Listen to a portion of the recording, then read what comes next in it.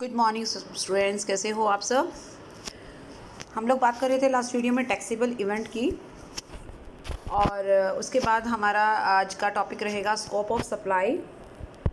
तो आज के टॉपिक में हम डिस्कस करेंगे कि सप्लाई में हम क्या क्या चीज़ें ऐड करते हैं। जैसा कि आप देख सकते हैं, सप्लाई का मतलब अगर नॉर्मल डेफिनेशन देखें तो सप्लाई का मतलब होता है to give something to other, right. तो इसमें according to general definition supply में ऑब्वियसली कंसिडरेशन भी शामिल होता है, क्योंकि it is known as supply if we get some consideration in return of goods and services, right. तो अकॉर्डिंग टू सेक्शन 7, क्योंकि सेक्शन 7 में सप्लाई के स्कोप के बारे में बताया गया है, तो हम देख सकते हैं कि सप्लाई में वो सारी चीज़ें कवर होती हैं जिसमें हम गुड्स सर्विसेज या दोनों चीज़ें दे रहे हैं, चाहे वो सेल की फॉर्म में ट्रांसफ़र करके, या फिर हम बार्टर सिस्टम के द्वारा, या एक्सचेंज कर रहे हैं, या कोई लाइसेंस के अंतर्गत दे रहे हैं, या कोई रेंट पे कोई चीज़ दे रहे हैं। लीज़ भी हो सकता है और डिस्पोजल भी हो सकता है। आप देख सकते हो इसमें बहुत सारी फॉर्म्स हैं सप्लाई की। आप सप्लाई इन 3 तरीक़ों से कर सकते हो, ठीक है। और उसके बाद फिर क्या है, made for a consideration. Obviously एक जनरल डेफिनेशन में हम कंसिडरेशन पर फोकस करेंगे कि कंसिडरेशन के साथ होगा ये supply bye a person in the course और फर्दरेंस ऑफ बिजनेस, यानी बिजनेस को के नॉर्मल कोर्स ऑफ बिजनेस में या बिज़नेस को आगे उसको कैरी करने के लिए, उसको चलाने के लिए जो ज़रूरी है, तो वो हम सप्लाई में हम ऐड करते हैं, ठीक है। तो अगर हम ध्यान से देखें तो सप्लाई के स्कोप में क्या क्या शामिल है, एक बार यहाँ से डायग्राम से चेक कर लेते हैं। स्कोप ऑफ सप्लाई, क्योंकि स्कोप ऑफ सप्लाई जीएसटी के सेक्शन 7 में बताया गया है। There are 4 parts of this scope. सबसे पहले हम बात करेंगे नॉर्मल या टैक्सेबल सप्लाईज़ की, ठीक है। तो नॉर्मल या टैक्सेबल सप्लाईज़ में कुछ एक्टिविटीज़ आप देखोगे जो सप्लाई में इंक्लूड की जाती हैं। उसके बाद डीम्ड सप्लाई का नंबर आएगा। तो डीम्ड सप्लाई जिसको सप्लाई माना जा रहा है, मतलब ऐसी एक्टिविटी जिसको सप्लाई हम मान रहे हैं। तो इसमें शेड्यूल 2 में कुछ एक्टिविटीज़ दे रखी हैं, वो सब डीम्ड सप्लाई का पार्ट है। Next is non taxable supplies. Non taxable supplies की बात करें तो ऐसी सप्लाईज़ जो टैक्सेबल नहीं, सप्लाई तो है बट वो नॉन टैक्सेबल है, यानी टैक्सेबल नहीं है। और कुछ आपको एक्टिविटीज़ नज़र आएंगी शेड्यूल 3 में, वो इसमें मतलब वो इसमें शामिल नहीं है, ठीक है। ऐसी एक्टिविटीज़ जिसमें शेड्यूल 3 की एक्टिविटीज़ शामिल नहीं है। फिर से बता रही हूँ, नॉन टैक्सेबल सप्लाईज़ में वो सब एक्टिविटीज़ आती हैं शेड्यूल 3 की एक्टिविटीज़ को छोड़कर। And the last one is declared supply of goods और सर्विसेज। तो ये वो सप्लाई है जो ज़्यादातर जिसमें ट्रांजैक्शन गवर्नमेंट के द्वारा किए जाते हैं।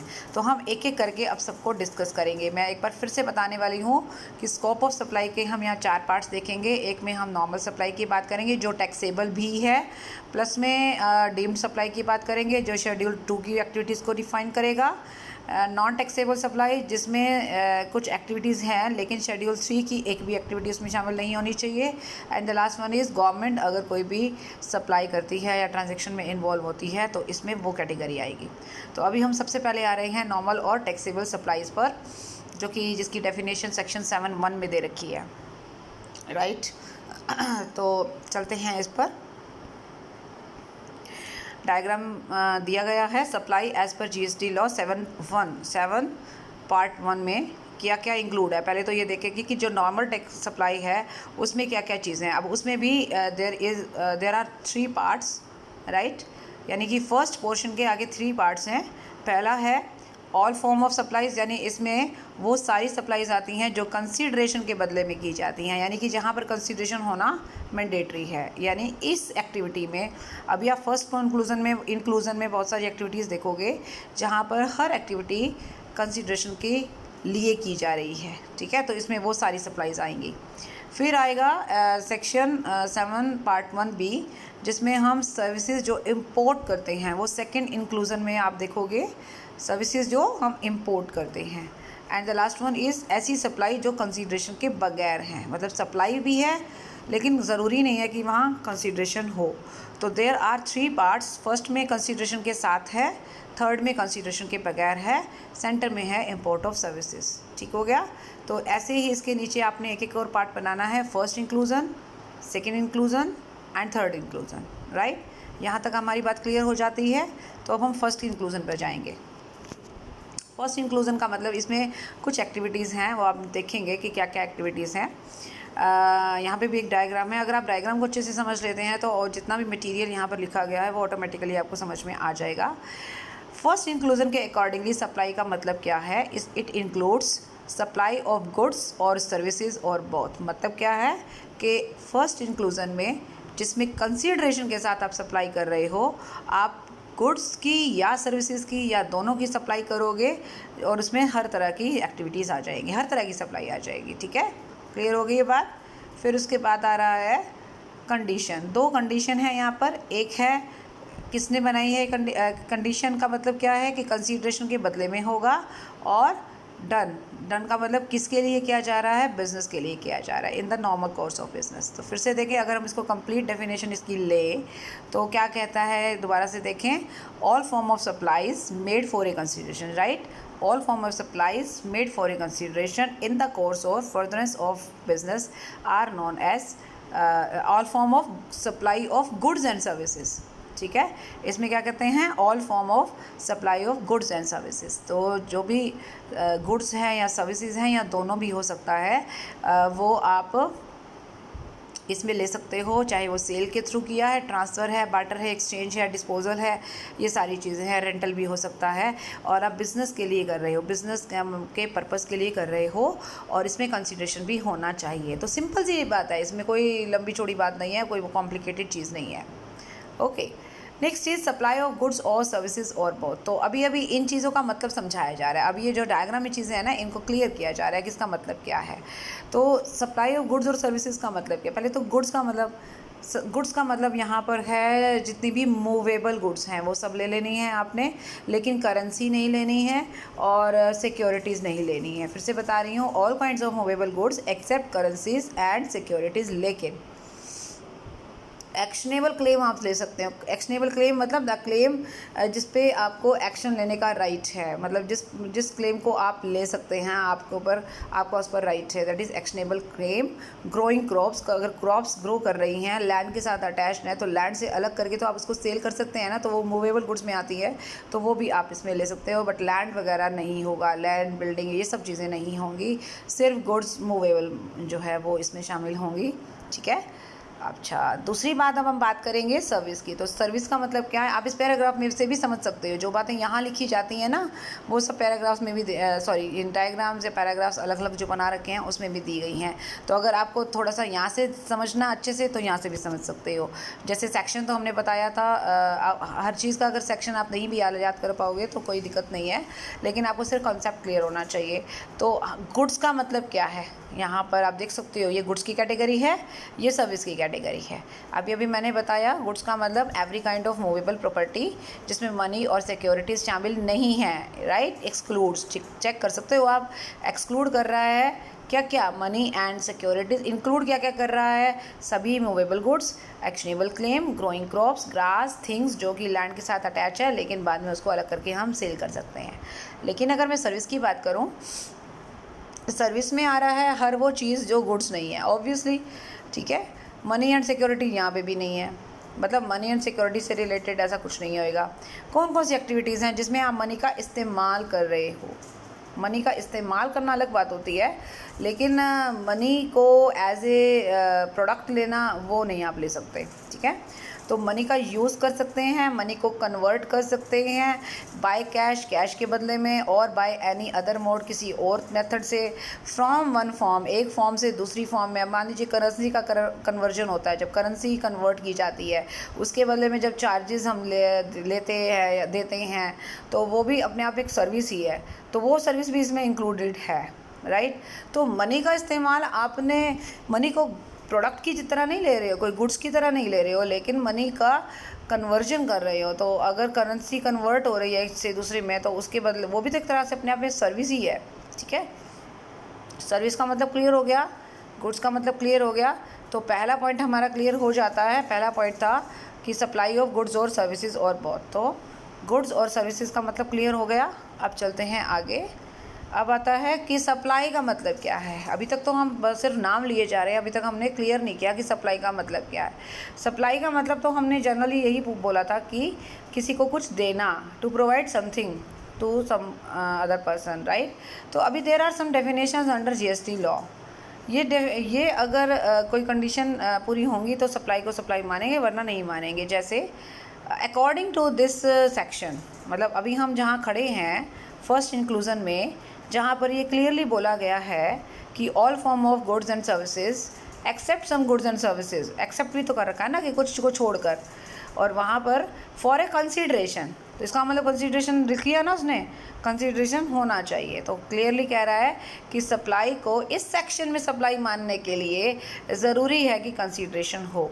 लेकिन आगे एक सेक्शन हो रहेगा, और अभी अभी आपने एक पार्ट यहाँ देखा है ना, इस सेक्शन में तो सप्लाई को सप्लाई तब भी मानते हैं जब कंसिडरेशन नहीं होता। तो इसका मतलब ज़रूरी नहीं है कि कंसिडरेशन होना मैंडेटरी है, बट इस सेक्शन में कंसिडरेशन होना चाहिए। इस सेक्शन में आओगे ना और सप्लाई के बारे में बात करोगे तो यहाँ कंसिडरेशन की ज़रूरत नहीं है, ठीक है। इसलिए मैं आपको बार बार ध्यान दिला रही हूँ कि डायग्राम में जो चीज़ें दे रखे हैं उनको ज़रूर ध्यान दीजिएगा। तो यहाँ पे फिर से बता दें, कंसिडरेशन का मतलब अगर आप फ्री ऑफ कॉस्ट किसी को कोई सर्विस दे रहे हो या गुड्स दे रहे हो तो वो हमारा सप्लाई में नहीं आएगा अंडर सेक्शन दिस। बट अगर आप किसी ऑब्वियसली मनी के बदले में दे रहे हैं तो आपका जो है वो कंसिडरेशन माना जाएगा। दूसरी कंडीशन क्या कहता है कि बिज़नेस के लिए किया जाएगा। अभी अभी आपने यहाँ पे 3 चीज़ें देखी हैं। एक तो देखा है सप्लाई ऑफ गुड्स और सर्विसेज और बोथ, तो यहाँ हमने समझाया कि गुड्स क्या हैं और सर्विसेज क्या हैं।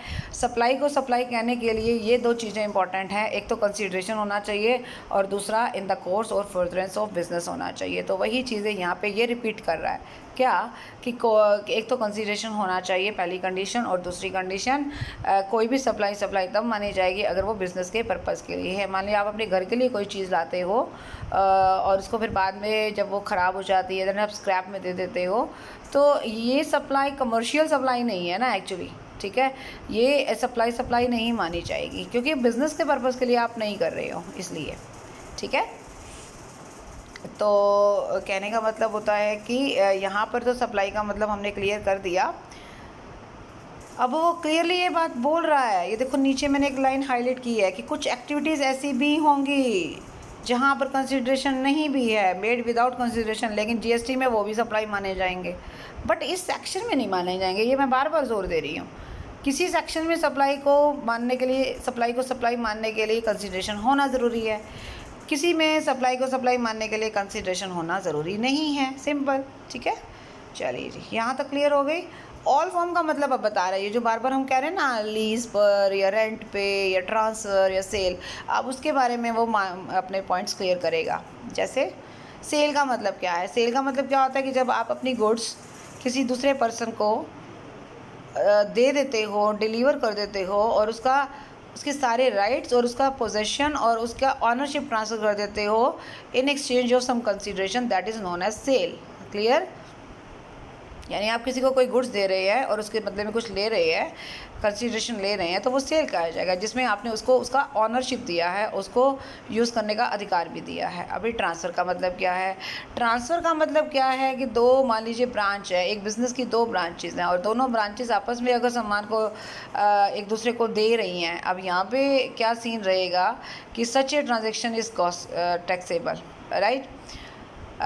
उसके बाद ये जो ट्रांजैक्शन दोनों के बीच में हुआ है, इस पर इनपुट टैक्स क्रेडिट अगर लिया गया होगा, इसका मतलब ये सप्लाई में आएगा, ठीक है, right. Tax paid on such a transaction may be claimed as input tax credit. समझ में आया आपको।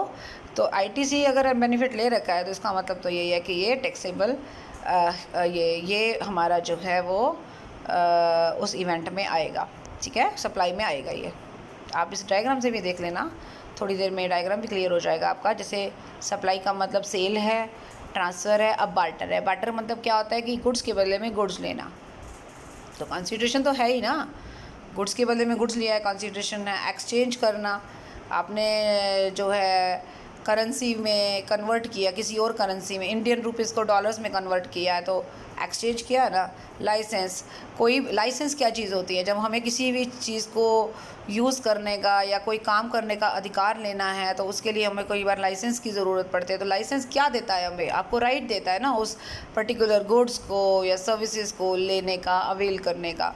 सिमिलरली रेंटल, रेंटल मतलब अगर आप कोई चीज़ रेंट पे देते हैं, राइट, तो कंसिडरेशन भी हो गया और आप उस किसी को उस वस्तु का अधिकार दे रहे हो ताकि वो उसको इस्तेमाल कर सके। मतलब आप उसको बेच नहीं रहे हो, लेकिन आप उसको अधिकार तो दे रहे हो ना, या वो आपकी चीज़ यूज़ कर सके। लीज़ भी जस्ट लाइक रेंट ही है कि आप लीज़ पे अगर कोई प्रॉपर्टी किसी को दे रहे हैं, यूज़ करने के लिए दे रहे हैं, टेम्परेरीली या डेफिनेटली। हाँ, टाइम कितना है ये कोई ज़रूरी नहीं है, टाइम मेंशन करना वो तो अलग बात है कि कॉन्ट्रैक्ट में टाइम मेंशन होगा, बट यहाँ सप्लाई की डेफिनेशन के लिए उसका टाइम का कोई प्रॉब्लम नहीं है। डिस्पोजल का मतलब होता है कि उसको एक तरीके से जस्ट लाइक सेल ही आप कह सकते हो। तो अब आप देख सकते हो सारे चीज़ें अलग अलग आपको दे रखी हैं। बार्टर का हो गया, एक्सचेंज का हो गया, लाइसेंस का हो गया, रेंट का हो गया, लीज का हो गया, डिस्पोजल का हो गया। डिस्पोजल का मतलब अगर आप अपना, कई बार हम अपना पूरा का पूरा बिजनेस ही बेच देते हैं, इंक्लूडिंग परमानेंट डिस्पोजल, मतलब परमानेंटली अपने गुड्स, अपनी एसेट्स दे दी, अपना पूरा का पूरा बिजनेस दे दिया, such as business assets, capital assets वगैरह। तो ये भी सप्लाई का पार्ट माना जाएगा। ओके, तो देखो आप सप्लाई के कितने सारे फॉर्म्स हैं, कितने सारे रूप हैं।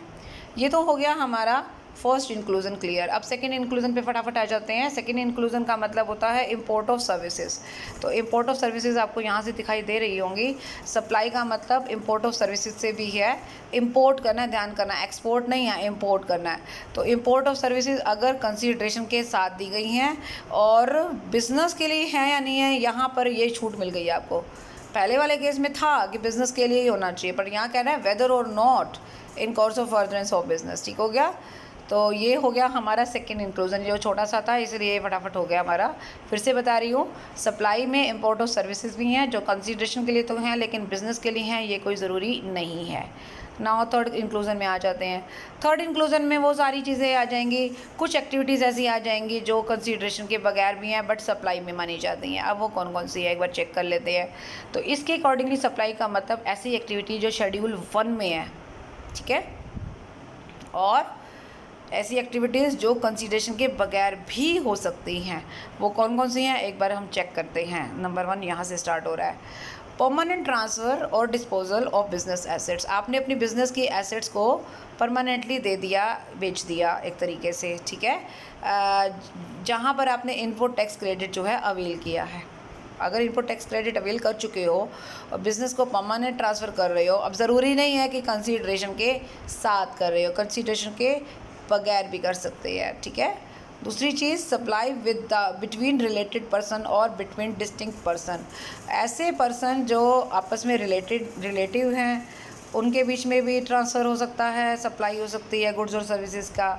या फिर ऐसे भी हैं जो रिलेटेड नहीं है, चाहे वो रिलेटेड हैं चाहे वो अलग अलग हैं। अगर आपका इस कैटेगरी के अंतर्गत वो चीज़ आ रही है, सप्लाई है, तो आप विदाउट कंसीडरेशन भी इस सप्लाई को सप्लाई मान सकते हो। गिफ्ट की बात कर रहे हैं, अगर किसी रिलेटिव से, रिलेटिव क्या वैसे भी, अगर आपको 50,000 से ज़्यादा के गिफ्ट नहीं है इन ए फाइनेंशियल ईयर, एक फाइनेंशियल ईयर में 50,000 रुपये तक के आपको गिफ्ट मिल रहे हैं by an employer to an employee, तो एम्प्लॉयर अगर एम्प्लॉई को दे रहा है 50,000 तक के गिफ्ट हैं, क्या इनको सप्लाई मानेंगे? नो, इनको सप्लाई हम नहीं मानेंगे। This is not non as supply of goods और सर्विसेज। तो 50,000 तक की गिफ्ट को हम गिफ्ट मानेंगे, सप्लाई नहीं मानेंगे। और रिलेटेड पर्सन हो या डिफरेंट हो, तो उसमें अगर सेक्शन 25 के अंतर्गत कुछ ट्रांजैक्शन हुआ है इस तरीके का, उसको भी हम सप्लाई मानेंगे। When made in the course और फर्दरेंस ऑफ बिजनेस, ये बिजनेस के फर्दरेंस के लिए हो सकता है। मतलब वैसे तो ये कह रहा है कि ना भी हो, इवन विदाउट कंसीडरेशन, ये तो क्लियर कर रहा है, पर लेकिन अगर कई जगह पर नहीं भी है तो कोई इशू नहीं है, मतलब विदाउट कंसीडरेशन भी हम काम चला सकते हैं। ठीक है, तो सप्लाई को सप्लाई माना जाएगा। Next is supply of goods between principal and agent. अगर अब मान लीजिए एजेंट प्रिंसिपल के कहने पर काम करता है या प्रिंसिपल एजेंट के साथ कोई भी ट्रांसफ़र करता है, स्टॉक इधर उधर जाता है या सप्लाई होती है गुड्स और सर्विसेज की, तो एक दूसरे के बिहाफ पे कर रहे हैं ना। एजेंट तो स्पेशली प्रिंसिपल के बिहाफ पर कर रहा है, प्रिंसिपल उसकी रिस्पॉन्सिबिलिटी लेता है ना। तो इसका मतलब होता है कि एजेंट और प्रिंसिपल के बीच में जो गुड्स का लेन देन हुआ है, चाहे वो कंसीडरेशन नहीं भी होगा तो भी सप्लाई माना जाएगा। Import of services from A related person, अभी थोड़ी देर पहले हमने सेकंड इंक्लूजन किया था, वहाँ हमने इम्पोर्ट ऑफ सर्विसेज तो देखा था पर कहीं रिलेटेड पर्सन का नामो निशान नहीं था। यहाँ पर कह रहा है रिलेटेड पर्सन से आपको अगर मिल जाता है और फ्रॉम एनी ऑफ और या फिर अपने ही किसी और एस्टेब्लिशमेंट से, मतलब एक ब्रांच है, उस ब्रांच से आपको कोई सर्विसेज इम्पोर्ट आप कर रहे हो, आपकी वो ब्रांच आपकी इंडिया के बाहर है, उससे आप सर्विसेज मंगा रहे हो इन द कोर्स और फर्दरेंस ऑफ बिजनेस। अब यहाँ पर भी वही कह रहा है कि बिज़नेस के लिए होना चाहिए। मेन हेडिंग में तो ये कह रहा है कि बिज़नेस के लिए हो या ना हो, लेकिन कहीं कहीं किसी किसी पॉइंट पर उसने बिज़नेस का पॉइंट डाला है बीच में, तो ये ध्यान में रखिएगा, ठीक है। तो आज हमने क्या किया, आज हमने बात की एक सेकेंड, हाँ, आज हम लोग डिस्कस कर रहे थे हमारे स्कोप ऑफ सप्लाई की, जिसमें आपने देखा there are 4 points, normal supply, deemed supply, non taxable और डिक्लेयर सप्लाई। तो पहले हमने डिस्कशन किया नॉर्मल सप्लाई का। नॉर्मल सप्लाई के अंदर 3 पार्ट्स आते हैं, एक कंसीडरेशन के साथ, एक विदाउट, एक इम्पोर्ट ऑफ सर्विसेज और एक विदाउट कंसीडरेशन। तो जो कंसीडरेशन के साथ है उसमें जनरल सी बातें हैं, all form of goods and services made for consideration in the course और फर्दरेंस ऑफ बिजनेस। क्लियर हो गया था। गुड्स और सर्विसेज की डेफिनेशन आपको यहाँ से समझ में आ गई है। उसके बाद फिर सप्लाई की कंडीशन के लिए 2 चीज़ें इंपॉर्टेंट है, कंसीडरेशन होना चाहिए और बिज़नेस के लिए होना चाहिए। और तीसरी चीज़ वो कह रहा है कि सप्लाई का मतलब ये सेल भी है, ट्रांसफ़र भी है, water exchange, licence, rental, lease, disposal, सब कुछ है। सेकंड इंक्लूजन में आ रहा था इम्पोर्ट ऑफ सर्विसेज, जो आप ले रहे हैं चाहे वो बिज़नेस के लिए हो या ना हो, कंसीडरेशन ज़रूर होना चाहिए। और थर्ड इंक्लूजन में आ रहा था कुछ ऐसे भी एक्टिविटीज़ हैं जो सप्लाई में आएंगे बेशक उस पर कंसीडरेशन ना भी हो, जैसे आपने बिज़नेस ट्रांसफ़र कर दिया है या एसेट्स ट्रांसफ़र कर दी हैं या रिलेटेड पर्सन या डिफरेंट पर्सन के बीच में कुछ लेन देन हो रहा है। गिफ्ट्स की जहाँ तक बात करते हैं तो 50 लाख तक के 50,000 सॉरी नॉट 50 लाख 50,000 तक का गिफ्ट जो है अगर एक एम्प्लॉयर एम्प्लॉय को देता है तो सप्लाई नहीं मानी जाएगी। प्रिंसिपल एजेंट के बीच में जो ट्रांजैक्शन होते हैं वो माने जाएंगे। इम्पोर्ट ऑफ सर्विसेज अगर रिलेटेड पर्सन से है, बिज़नेस के लिए है, तो भी वो माना जाएगा, क्या सप्लाई माना जाएगा विदाउट कंसीडरेशन, राइट। सो आज के लिए इतना ही। नेक्स्ट एपिसोड में या नेक्स्ट वीडियो में हम और आगे डिस्कस करेंगे। Thank you so much, bye, take care.